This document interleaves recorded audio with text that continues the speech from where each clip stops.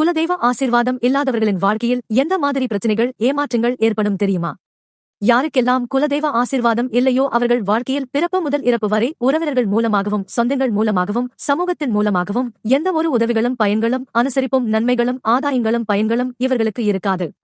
உறவினர்களால் சொந்தங்களால் இவர்கள் வாழ்க்கையில் எந்த ஒரு பிரயோஜனமும் இருக்காது. இவர்களுக்கு ஒரு பிரச்சனை கஷ்டம் என்று வந்தால் இவர்களுக்கு உதவி செய்ய உறவுகள் சொந்தங்கள் யாருமே முன்வரமாட்டார்கள். எல்லா உறவினர்கள் சொந்தங்கள் இருந்தும் இவர்கள் இல்லாதது போன்று இருப்பார்கள்.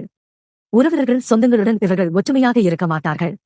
பேச்சுவார்த்தை இல்லாமல் தனித்தனியாகத்தான் இருப்பார்கள். அதேபோன்று குலதெய்வ ஆசிர்வாதம் விட்டு போனவர்களுக்கு மன உளைச்சல்கள், மனவேதனைகள், மனக்குழப்பங்கள், மனஸ்தாபங்கள் இதுபோன்ற பிரச்சனைகள் மிக மிக அதிகமாக இருக்கும். இவர்கள் வாழ்க்கையில் முன்னேற்றம் வளர்ச்சி என்பது இவர்களுக்கு அவ்வளவாக இருக்காது. தொழில் சார்ந்த பிரச்சனைகள் இவர்களுக்கு கண்டிப்பாக இருக்கும். தொழிலில் நஷ்டங்கள், ஏமாற்றங்கள் இவர்களுக்கு வரும்.